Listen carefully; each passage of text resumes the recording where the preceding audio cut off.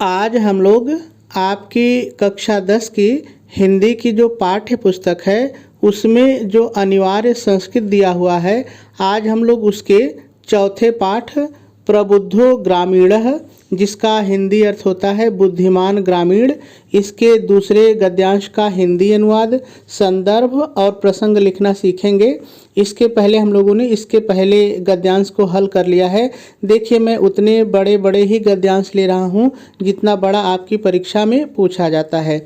देखिए, मैं सबसे पहले एक एक शब्दों का आपको हिंदी अर्थ बताऊंगा और उसके बाद इसका हिंदी अनुवाद बताऊंगा। ठीक है, तो चलिए आप ध्यान से देखिए। इदम यह आकर्ण्य, आकर्ण्य मतलब सुनकर, आकर्ण्य मतलब सुनकर। स माने उस। नागरिकः, नागरिकः मतलब नागरिक या शहरी, दोनों होता है, जो आपको अच्छा लगे एक ले लीजिए। सदर्पम, सदर्पम मतलब गर्व के साथ या घमंड के साथ, दो में से कोई एक ले लीजिए। ठीक है, गर्व के साथ या घमंड के साथ। ग्रीवाम मतलब गर्दन, ग्रीवाम मतलब गर्दन। उन्नमय, उन्नमय मतलब ऊंची करके या उठा करके, ऊंची करके या उठा करके, जो आपको अच्छा लगे एक ले लीजिए। अकथयत, अकथयत मतलब कहा, अकथयत मतलब कहा। चलिए इतने का हिंदी अनुवाद कर लेते हैं, कामा है तो यहाँ तक का हिंदी अनुवाद कर लेते हैं, तो हो जाएगा इदम आकर्ण्य, यह सुनकर। स नागरिकः, उस शहरी ने। सदर्पम ग्रीवाम, गर्व के साथ गर्दन ऊंची करके, उन्नमय ऊंची करके, गर्व के साथ गर्दन ऊंची करके। अकथयत कहा, अकथयत कहा, तो इतने का हो जाएगा यह सुन करके, यह सुन करके वह नागरिक गर्व के साथ गर्दन ऊंची करके कहा। कामा है तो कामा लगा देंगे। ठीक है, डबल इन्वर्टेड कामा है तो आप हिंदी अनुवाद में भी डबल इन्वर्टेड कामा के अंदर ही लिखेंगे। चलिए देखते हैं। कथयिष्यामि, कथयिष्यामि मतलब कहूँगा, कथयिष्यामि मतलब कहूँगा। पर माने किंतु या लेकिन, दोनों होता है, जो आपको अच्छा लगे एक ले लीजिए। पूर्व मतलब पहले, पूर्व मतलब पहले। समयः, समयः का मतलब है शर्त, जिसको आप बाजी कहते हैं, शर्त। विधातव्यः, विधातव्यः मतलब रख लेनी चाहिए या लगा लेनी चाहिए, दोनों होगा, जो आपको अच्छा लगे। तो यहाँ पर पूर्ण विराम आ गया है, तो चलिए फिर इतने का अनुवाद कर लेते हैं, तो हो जाएगा कथयिष्यामि कहूँगा, कथयिष्यामि कहूँगा। पर पूर्व लेकिन पहले। समयः विधातव्यः, पहले शर्त रख लेनी चाहिए, विधातव्य शर्त रख लेनी चाहिए। पूर्ण विराम है तो पूर्ण विराम लगाएंगे और डबल इन्वर्टेड कामा को बंद कर देंगे। चलिए आगे देखिए। तस्य उसकी, तस्य उसकी। ताम इस, ताम इस। वार्ताम मतलब बात को, वार्ताम मतलब बात को। श्रुत्वा मतलब सुनकर, श्रुत्वा मतलब सुनकर। स मतलब उस, यहाँ आ चुका है, स मतलब उस। चतुरः मतलब चतुर या चालाक, दोनों होता है, जो आपको अच्छा लगे। ठीक है, चतुर या चालाक। ग्रामीण सरल है, ऐसे ही रहेगा। ठीक है। अकथयत मतलब कहा, यहाँ पर पहले भी आ चुका है, अकथयत माने कहा, तो कामा आ गया है, तो चलिए इतने का हिंदी अनुवाद कर लेते हैं, तो हो जाएगा उसकी, तस्य उसकी। ताम वार्ताः, ताम वार्ताम इस बात को, उसकी इस बात को। श्रुत्वा सुनकर, उसकी इस बात को सुनकर। स चतुरः उस चतुर, उस चतुर। ग्रामीणः अकथयत, ग्रामीण ने कहा, ग्रामीण ने कहा। तो फिर से एक बार देख लीजिए। उसकी इस बात को सुनकर उस चतुर ग्रामीण ने कहा। क्या कहा, चलिए आगे देखते हैं। डबल इन्वर्टेड कामा है तो डबल इन्वर्टेड कामा में ही अनुवाद करेंगे। ठीक है। भोह अरे, भोह अरे। वयम हम, वयम हम भी होता है, हम सब भी होता है। ठीक है, हम। अशिक्षिताः, अशिक्षित हैं या अनपढ़ हैं, अशिक्षिताः, अशिक्षित हैं या अनपढ़ हैं, दोनों होता है, जो आपको अच्छा लगे। भवान, भवान मतलब आप, भवान मतलब आप। च माने और, च माने और। शिक्षितः मतलब शिक्षित हैं या पढ़े लिखे हैं, चाहे जो एक ले लीजिए, शिक्षित हैं या पढ़े लिखे हैं। तो कामा आ गया है, तो चलिए इतने का अनुवाद कर लेते हैं। तो हो जाएगा, अरे हम सब अशिक्षित हैं, और च को पहले लीजिए, और आप पढ़े लिखे हैं। फिर से इसको देख लीजिए, भो, अरे वयम अशिक्षिताः, वयम अशिक्षिताः, हम सब अनपढ़ हैं। भवाम च, और आप। शिक्षितः, शिक्षित है, और आप पढ़े लिखे हैं। ठीक है, कामा है तो कामा लगा देंगे। चलिए आगे देखिए, वयम हम, यहाँ आ चुका है, हम अल्पज्ञाः, अल्पज्ञाः का मतलब कम जानकार है, कम ज्ञानी है, कम जानकार है। ठीक है, भवान आप, यहाँ आ चुका है, पहले भी इसके आ चुका है आप। भवान माने आप। च माने और, च माने और आ चुका है, च माने और। बहुज्ञः मतलब बहुत ज्ञानी है, च बहुज्ञः बहुत ज्ञानी है। ठीक है, कामा आ गया है, तो चलिए इतने का अनुवाद कर लेते हैं। तो हो जाएगा, वयम अल्पज्ञाः, हम कम जानकार हैं, हम लोग कम जानकार हैं। वयम अल्पज्ञाः, ज्ञान हम लोग कम जानकार हैं। भवान च, और आप, च को पहले करेंगे, और आप बहुज्ञः बहुत ज्ञानी हैं, हम कम जानकार हैं और आप बहुत ज्ञानी हैं। इत्येवम, इत्येवम मतलब ऐसा, इत्येवम मतलब ऐसा। विज्ञाय मतलब जानकर, विज्ञाय मतलब जानकर या समझकर। ठीक है, अस्माभिः, अस्माभिः मतलब हम लोगों को, अस्माभिः मतलब हम लोगों को। समयः मतलब शर्त, पहले भी आ चुका है, समयः मतलब शर्त। ठीक है, यहाँ पे आ चुका है शर्त। कर्तव्यः मतलब रख लेनी चाहिए या लगा लेनी चाहिए, रख लेनी चाहिए या लगा लेनी चाहिए। तो चलिए इतने का अनुवाद हो जाएगा, ऐसा, ऐसा जानकर हम लोगों को शर्त रखनी चाहिए। ठीक है, चलिए अब आगे देखते हैं, फिर से इसको एक बार देख लीजिए। इत एवं विज्ञाय, ऐसा जानकर, अस्माभिः हम लोगों को, समयः कर्तव्यः शर्त रखनी चाहिए। ठीक है, चलिए आगे देखिए, वयम हम, वयम हम या हम लोग दोनों होगा, चाहे जो एक ले लीजिए। ठीक है, वयम हम, परस्पर आपस में, परस्पर वैसे भी सरल है, आपस में। प्रहेलिकाम पहेलियाँ, प्रहेलिकाम पहेलियाँ। प्रक्षामः पूछेंगे, प्रक्षामः पूछेंगे। तो पूर्ण विराम है, तो चलिए इतने का हम लोग अनुवाद कर लेते हैं। तो हो जाएगा, वयम परस्पर, हम लोग आपस में। प्रहेलिकाम प्रक्षामः, पहेलियाँ पूछेंगे, हम लोग आपस में, हम लोग आपस में पहेलियाँ पूछेंगे। पूर्ण विराम है तो पूर्ण विराम लगा देंगे। चलिए आगे देखिए, यदि सरल है, ये तो हिंदी ही है, यदि सरल है, भवाम, ये तीसरी बार आ रहा है, इसका मतलब होता है आप, भवाम माने आप।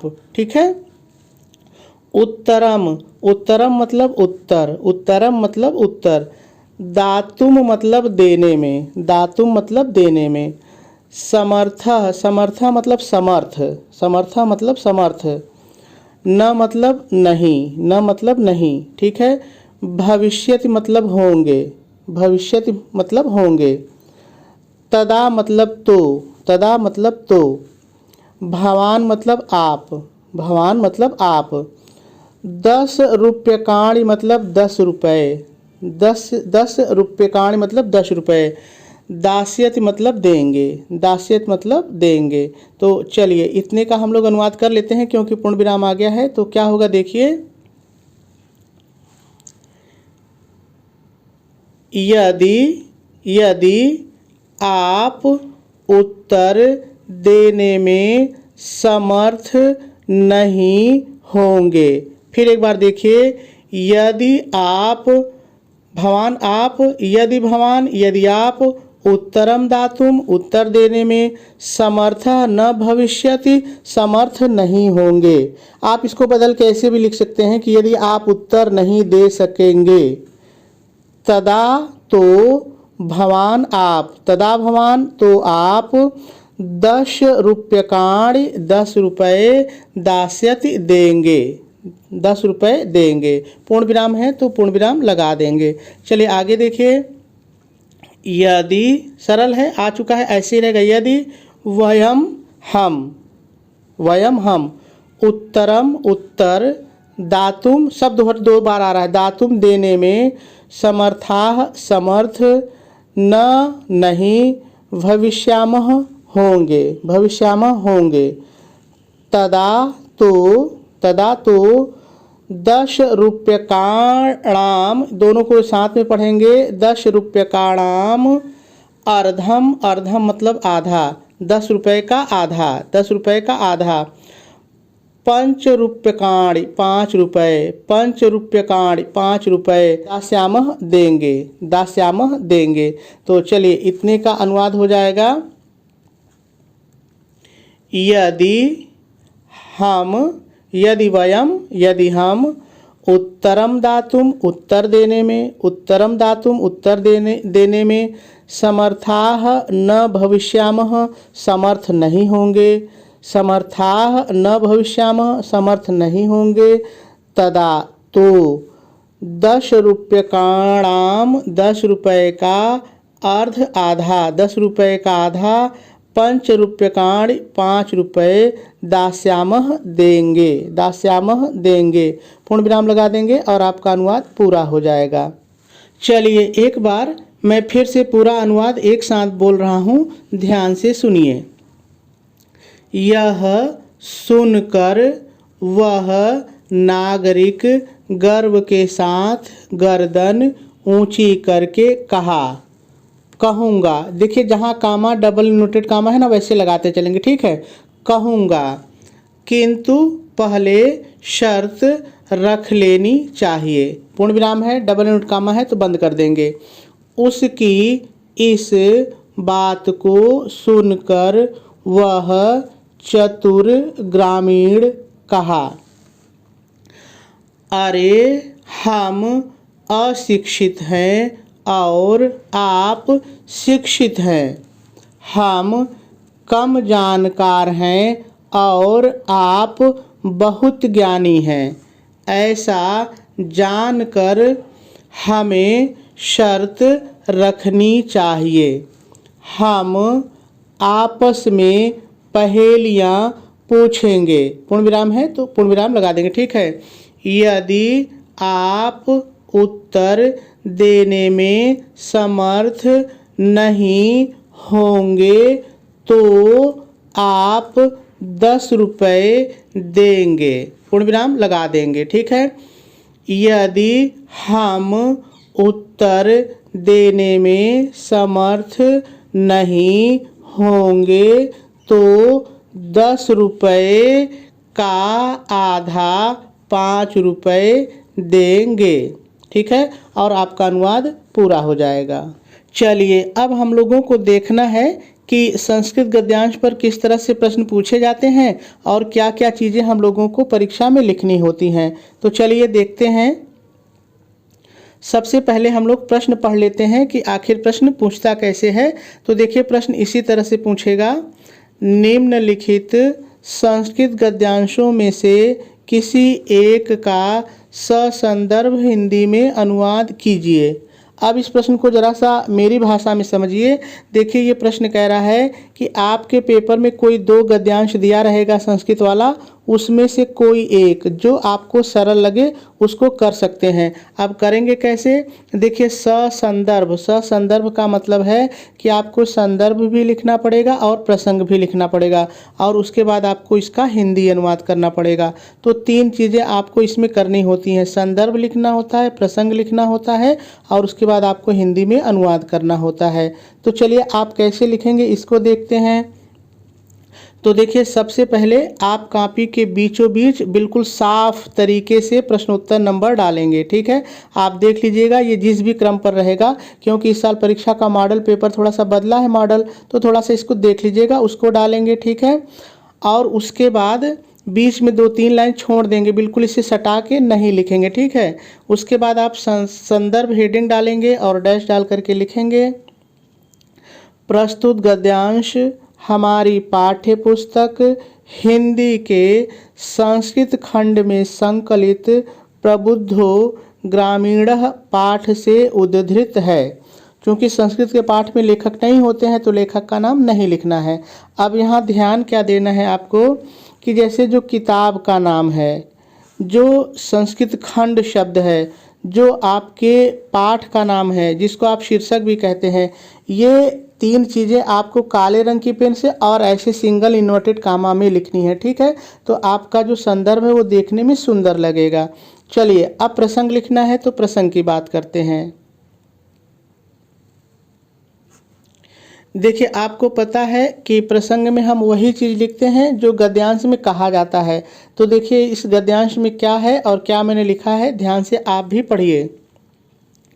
प्रस्तुत गद्यांश में रेलगाड़ी में बैठे हुए चतुर ग्रामीण और शहरी लोगों के बीच परस्पर होने वाली बातचीत का वर्णन बहुत ही रोचक और मनोरंजक ढंग से प्रस्तुत किया गया है और आपका प्रसंग भी पूरा हो जाएगा। चलिए अब अनुवाद की बात करते हैं। तो देखिए 2 हेडिंग के बाद आप तीसरी हेडिंग डालेंगे हिंदी अनुवाद, या आप लिख सकते हैं हिंदी में अनुवाद। ठीक है, दोनों में कोई दिक्कत नहीं है। अब जैसे जैसे मैंने आपको अनुवाद बताया है वैसे वैसे आप लिख देंगे। जब तक आप कोशिश नहीं करेंगे आपको लिखने नहीं आएगा, इसीलिए मैंने अनुवाद नहीं लिखा, क्योंकि मैंने अनुवाद आपको बता दिया। ठीक है, तो जैसे जैसे मैंने बताया है वैसे वैसे आप अनुवाद लिख लेंगे। तो मेरे ख्याल से आपको बात समझ में आ गई होगी।